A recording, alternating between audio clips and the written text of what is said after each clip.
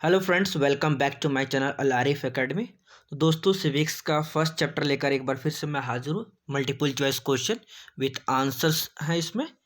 तो चलिए बिना विदाउट कोई डिले किए मैं आपको शुरू करता हूँ। तो पहला क्वेश्चन आपके स्क्रीन पे है। Table Tamil natives of Sri Lanka are called. यानी आपने देखा होगा कि श्रीलंका के अंदर जो इतनी कंपोजिशन है, तो श्रीलंका के अंदर आप सबसे ज़्यादा सिन्हाला स्पीकिंग पीपल हैं, यानी सिन्हालीज हैं। उसके बाद तमिल्स देखें ना, तो टू टाइप्स के तमिल्स हैं वहाँ पे। एक इंडियन तमिल्स हैं एक तरह से, एक आपके श्रीलंकन तमिल्स हैं। तो जो श्रीलंका के तमिल्स को रहने वाले को क्या कहा जाता है? श्रीलंकन तमिल्स कहा जाता है, जो ओरिजिनल वहीं के रहने वाले हैं। तो आपका पहला आंसर होगा Tamil natives of Sri Lanka are called Sri Lankan Tamils. ठीक है।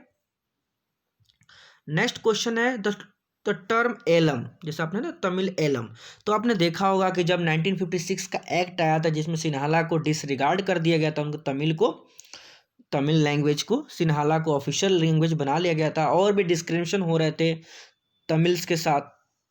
तो उन्होंने एक प्रोटेस्ट शुरू कर दिया एक सेपरेट स्टेट बनाने के लिए।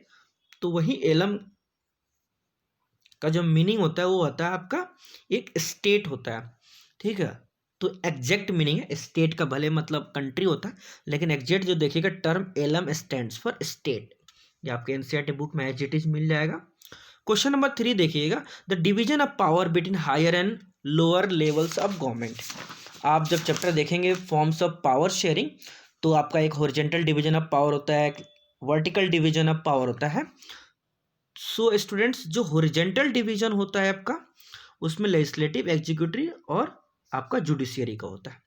जो आपका वर्टिकल डिवीजन होता है, इसमें क्या होता है ना, चेक्स एंड बैलेंस होता है, सारे एक लेवल पे रहते हैं एक तरह से।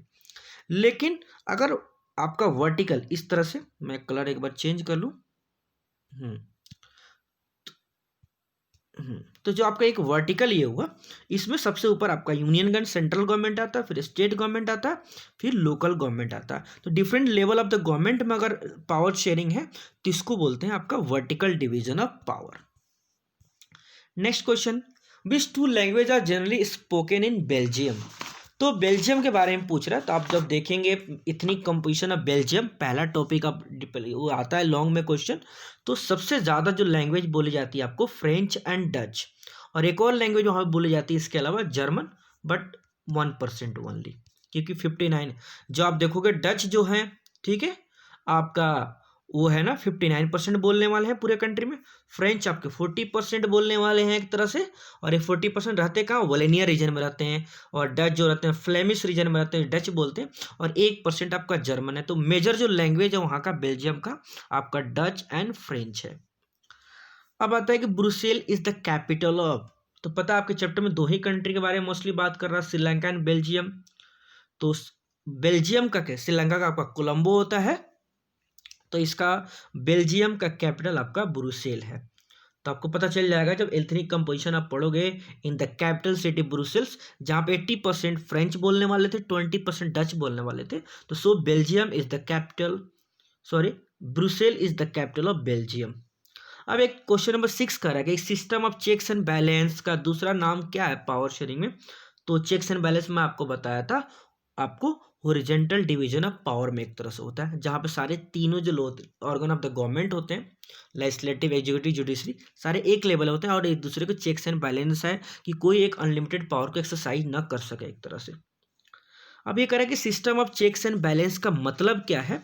तो आप इसमें मोस्टली देखोगे option C is the right answer, because it put a check on the exercise of unlimited powers of the organs of the government by maintaining a balance of power among various institution. सबको एक level पे रखा गया, क्योंकि अगर एक को top पे रखेंगे तो दूसरा का डोमिनेंस हो जाएगा एक तरह से, इन्फेरिटी है एक तरह से।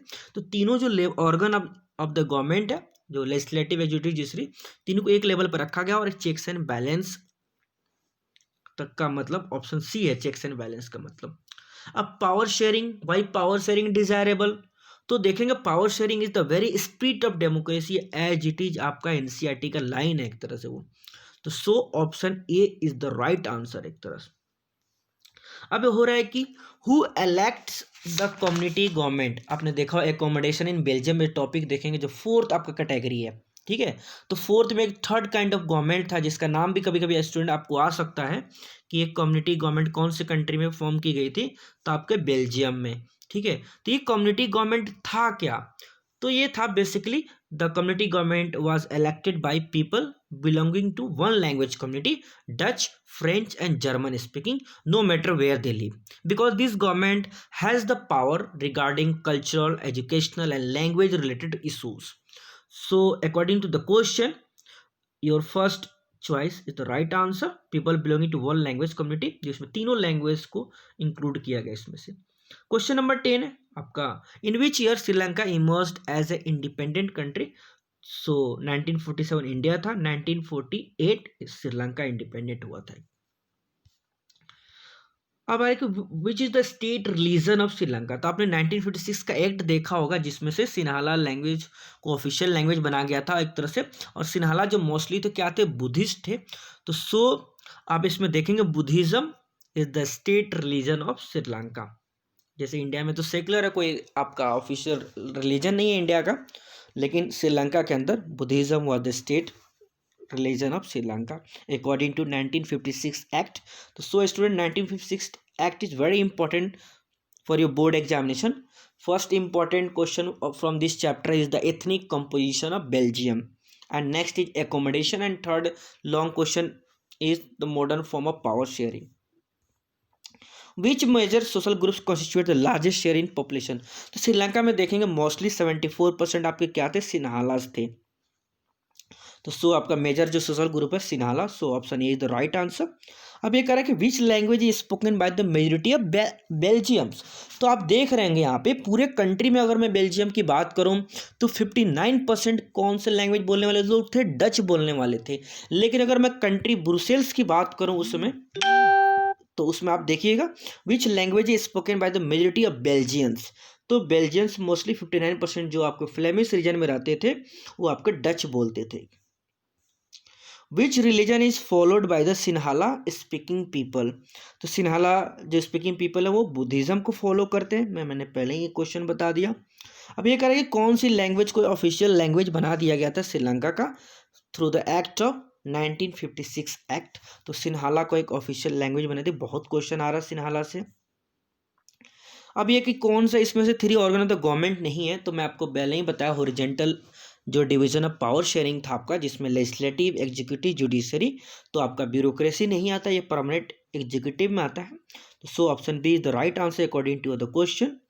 अब लास्ट क्वेश्चन आई थिंक, हाँ लास्ट क्वेश्चन है आपका, हाउ मेनी टाइम्स हुआ the constitution of Belgium amendment between 1970 to 1993। तो 1970 से लेकर 1993 के बीच में बेल्जियम के कॉन्स्टिट्यूशन को कितने बार चेंज किया गया था, तो 4 टाइम्स चेंज किया गया था। ये आपके इंपॉर्टेंट एमसीक्यूज हैं, इससे से बाहर कोई क्वेश्चन आपको नहीं आने वाला एमसीक्यू। तो आई होप ये आपको काफ़ी हेल्पफुल लगा होगा वीडियो। अगर अभी तक सब्सक्राइब नहीं किया तो आप सब्सक्राइब कर लीजिए इसको, ताकि मेरी सारी वीडियोस आपके तक पहुंच जाए, नोटिफिकेशन मिलता रहे आपको। क्योंकि मैं बहुत जल्द मैं सोच रहा हूं कि कुछ और भी लाइव पढ़ा दूं या कोई इंपॉर्टेंट क्वेश्चन डिस्कस करूं या चैप्टर एक्सप्लेनेशन वीडियोस बनाऊं। तो फिलहाल अभी 3 चैप्टर और रह गए सिविक्स को, उसका पूरा करने के बाद नेक्स्ट मेरा प्रोजेक्ट ये रहेगा important question from the each chapter of the social science.